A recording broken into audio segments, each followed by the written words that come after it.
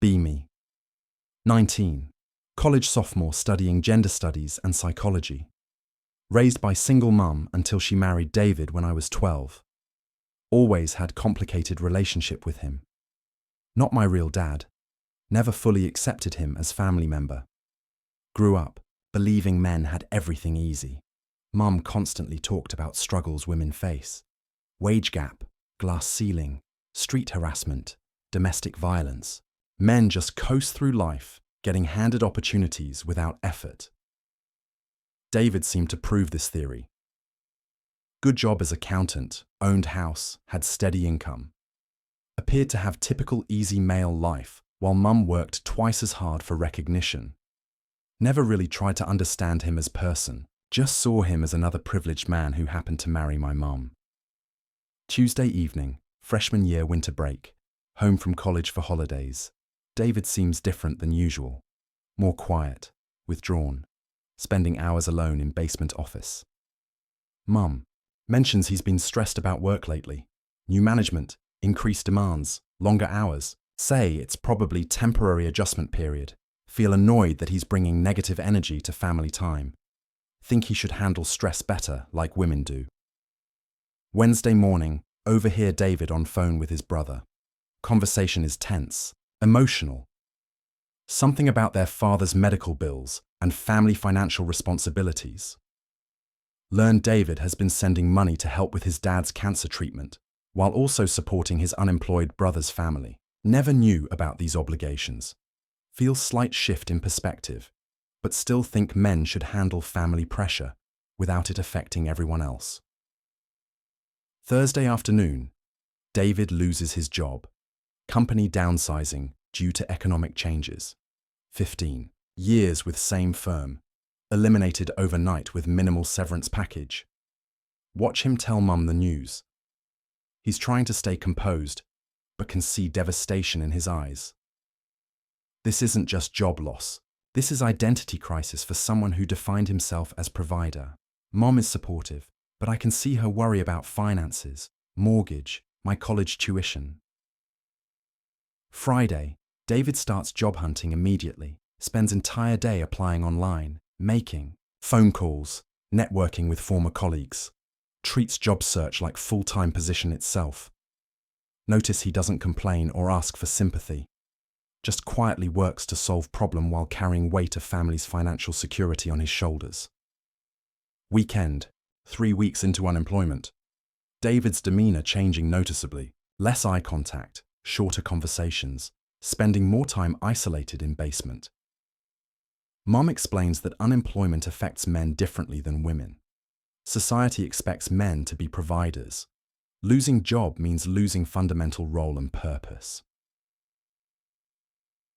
Start understanding that David's identity was built around supporting our family. Without job, he feels worthless despite all his other qualities. Monday, David gets interview for position that pays 30% less than previous job. Takes it immediately despite being overqualified. Any income better than none. Watch him. Try to stay positive about significant pay cut. Knows family needs his contribution even if it's reduced. Pride takes back seat to responsibility. Feel growing respect for his dedication to our family's well-being. Tuesday, new job is miserable fit. David comes home exhausted and demoralized. Younger boss treats him condescendingly. Co-workers exclude him from social activities. Age discrimination is real but legally difficult to prove. David endures daily humiliation because family depends on his income. Begins seeing strength required to swallow pride and endure poor treatment for sake of others. Wednesday, David's father dies after long cancer battle. Funeral expenses and final medical bills create additional financial strain. Watch David handle all arrangements while grieving privately. Takes time off work, but doesn't burden family with emotional processing. Carries grief internally. Notice he doesn't receive same emotional support that women typically get during loss. Expected to be strong pillar while dealing with own pain. Thursday, David's depression becoming obvious. Sleeping poorly, eating little, avoiding social interaction. but still goes to work every day and fulfills family obligations. Mom suggests therapy, but David resists. Says men don't do therapy and insurance won't cover much anyway. Cultural stigma around male mental health prevents him from seeking help. Feel frustrated that toxic masculinity keeps him from getting support he clearly needs. Friday, semester starts again. Return to college, but can't stop thinking about David's deteriorating mental state. In gender studies classes, discuss male privilege and patriarchal advantages. Feel increasingly uncomfortable with oversimplified narratives about men's easy lives. David's experience doesn't match academic theories about male advantages. He's struggling deeply while maintaining facade of strength. Saturday, call home to check on family. Mum says David barely speaks anymore. Goes to work, comes home, sits in basement watching television until late. She's worried, but doesn't know how to help. David won't discuss feelings or accept assistance. Masculine conditioning makes vulnerability impossible for him. Monday, research, male depression and suicide statistics for psychology paper. Data is shocking and rarely discussed. Male suicide rates are 4 times higher than female rates. Men less likely to seek mental health treatment. Social isolation increases dramatically after job loss or divorce. Traditional male roles create psychological pressure that modern society doesn't acknowledge or address. Tuesday, call David directly instead of just talking to mum. Conversation is awkward but necessary. Ask how he's doing. Standard response is fine, just tired. Try to dig deeper about his emotional state. He opens up slightly about feeling useless and burdensome to family, sees himself as failure for not providing better financial security. Wednesday, David mentions that most of his male friends disappeared after he lost his job. Men don't maintain emotional support networks like women do, says male friendships are activity-based. Without disposable income for social activities, friendships fade, left isolated during most difficult period. Understanding growing about how differently men and women experience social support during crises. Thursday, David's depression deepening despite medication prescribed by family doctor. Antidepressants help minimally without therapy or lifestyle changes. He continues working at job he hates, supporting family. He feels he's disappointing, carrying emotional burden he can't share. Watching strongman slowly dissolve under pressure that society expects him to handle silently. Friday, spring break visit home. David's condition deteriorated significantly. Lost weight, grey complexion, barely participates in family conversations. Mum privately tells me she's scared. David mentioned feeling like family would be better off without him. Classic warning signs of suicidal ideation. Feel panic about losing him, just as I'm beginning to understand and appreciate his sacrifices. Weekend, try engaging David in activities he used to enjoy. Suggest watching sports together, working on house projects, going for drives. He participates half-heartedly, but I can see he appreciates effort. Small moments of connection feel precious given his mental state. Start realizing how much he means to our family despite my previous indifference. Monday, David has panic attack at work. Hospitalized briefly for cardiac evaluation, but tests show anxiety-related symptoms. Forced to take medical leave, which increases his depression about being burden on family. Catch-22 situation where getting help makes him feel worse about himself. Insurance. Coverage for mental health is minimal. Family can't afford extensive therapy or treatment programs. Tuesday, research male-specific depression symptoms and treatment options. Learn that men often express depression through anger, irritability, and withdrawal, rather than traditional sadness. David's behavior matches male depression patterns perfectly, but wasn't recognized early because symptoms differ from female presentations. Mental. health system designed around female depression experiences often misses male suffering. Wednesday, family meeting about David's mental health crisis. Mom and I agree to be more direct about getting him professional help. David initially resists, but eventually agrees to therapy when framed as helping family function better rather than fixing his personal problems. Male psychology often requires external motivation when internal motivation is depleted by depression. Thursday, David starts therapy with counselor who specializes in male mental health issues. Sessions focus on redefining masculine identity beyond provider role. Slow progress, but therapist explains that men typically take longer to open up emotionally due to lifetime conditioning against vulnerability. Friday, therapist recommends support group for unemployed men over 40. David extremely reluctant, but agrees to try one meeting. Returns with slight improvement in mood. Says hearing other men's similar struggles made him feel less alone and abnormal. Male peer support can be powerful when it happens, but requires overcoming cultural barriers to emotional sharing. Weekend, David tells me about his childhood and family expectations, raised to believe men must be strong, successful providers without emotional needs. Never learned healthy ways to process failure, disappointment, or grief.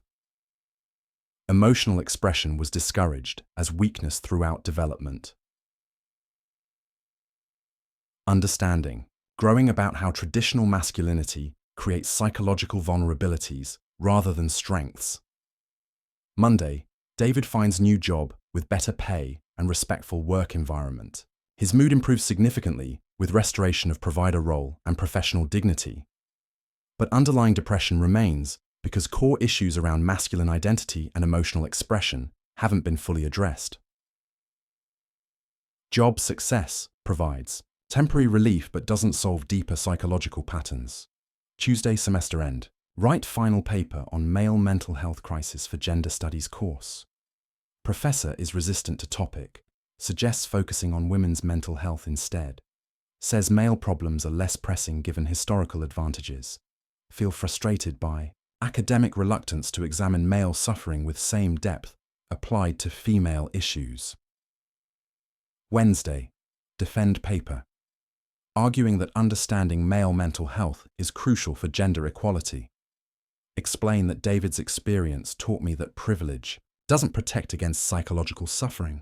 Social expectations can create mental health burdens regardless of other advantages. Mixed reception from classmates. Some appreciate new perspective while others resist acknowledging male vulnerability. Thursday, David's therapy continues with gradual improvement, learning to express emotions appropriately and redefine masculinity beyond traditional provider role. Support group becomes an important source of connection with other men facing similar challenges. Male friendship deepening beyond surface level activities. Family relationships improving as David becomes more emotionally available and less internally focused. Friday, summer break. David and I have honest conversation about our relationship and his mental health journey. Apologize for years of dismissing him as privileged man without understanding his internal struggles and family pressures. He forgives easily and explains that men are conditioned not to expect emotional understanding, surprised by my interest in his experiences. Weekend, reflect on how David's depression changed my understanding of gender dynamics and male experience. Realize that social advantages don't prevent psychological suffering. Men face unique mental health challenges due to cultural expectations around strength and emotional suppression. Traditional masculinity creates vulnerabilities that feminist theory often overlooks in focus on male privilege. Monday, junior year begins. Changed major to add counseling psychology alongside gender studies. Want to work with male mental health issues professionally. Feel called to help other men like David who suffer silently due to cultural conditioning against emotional expression and help seeking. Academic feminism often ignores male psychological needs, but real equality requires addressing everyone's mental health challenges. Tuesday, Research career paths in male-focused mental health counseling. Field is underserved due to combination of male reluctance to seek help and female-dominated therapy profession. Men often respond better to male therapists who understand masculine psychology and cultural pressures firsthand. Wednesday, David celebrates 1 year at new job and 6 months of consistent therapy. His depression is managed, but requires ongoing attention. Family relationships are stronger than ever. He's more emotionally present while maintaining his natural tendency toward quiet strength. Learning that mental health recovery is an ongoing process rather than destination. Thursday, share David's story in gender studies seminar about male mental health.